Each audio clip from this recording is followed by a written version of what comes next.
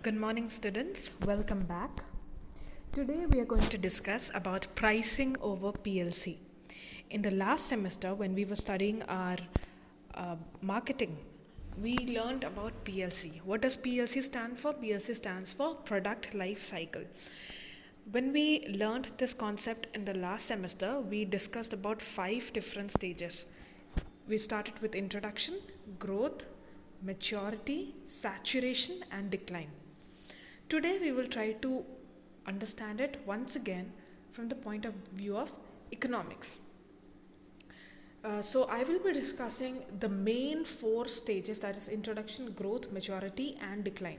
I'm not going to talk about saturation because the point of saturation takes place in the maturity stage itself. So, I'm not considering it as a separate stage here. I am only discussing about the 4 main stages, which are introduction, growth, maturity, and decline. So let's start with knowing about it once again. Just quickly, let's go through it. PLC, in the graph of PLC, we will find 2 curves. That is, one will be sales curve and the other will be profit curve. And on the x-axis, we have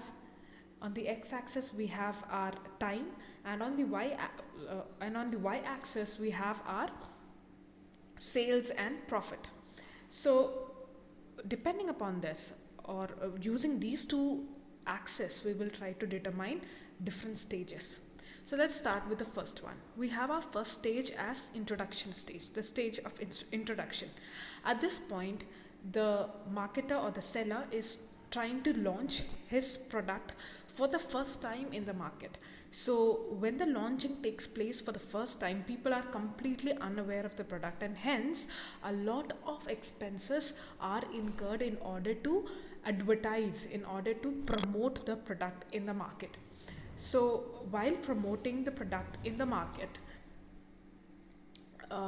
because of that, the company earns either nil profit or negative profit at this stage, because a lot of money is spent and the profit is less because people are not much aware of the product, so people are not going to buy the product much. So the cost is more than the profit at this stage.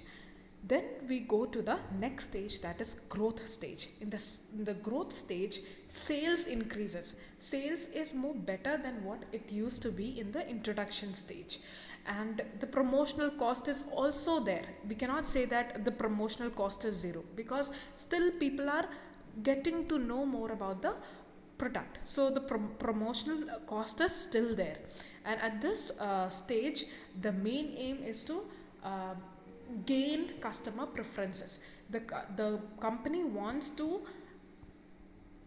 remind its customer about the product, so that the customer prefers a particular company's product compared to his competitor's product. Okay, so and we see that at this stage, price is determined by the demand in the market. If the demand for the product is more, the price of the product will go high. If the demand for the product is low, the price of the product will come down. Next is the maturity stage. At this stage, definitely people have now known about the product. Now the product is quite old, quite mature in the market, and so promotional expenses are less because people are aware of the product.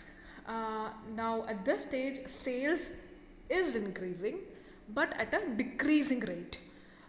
And then it is at this stage, or at this point, that saturation takes place. It is in the maturity stage that the firm has the highest profit. Okay, it makes the highest profit, and the sales is at the is increasing but at a decreasing rate. And then finally we come to the decline stage, where we see that the sales starts declining. And at this stage, the company has to do something in order to keep the product alive. It can either withdraw the product from the market altogether, or it has to spend some money on research and development to modify the product, okay, or to revamp the product in order to give it a new life. Okay, Otherwise, the product will completely become old or obsolete, and then it would have to be thrown out of the market, just like what happened with typewriters. Had typewriters been modified, it would have still been there in the market today.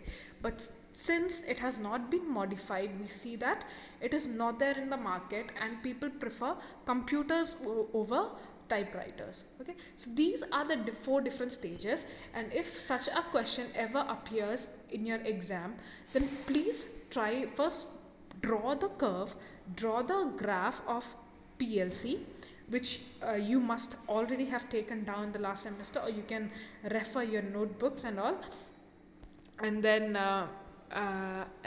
after start explaining what happens in each stage with regard to the sales, with regard to the promotion, with regard to the cost. Okay, so sales, profit and cost, these three things have to be the highlight when you are explaining all these four stages of PLC.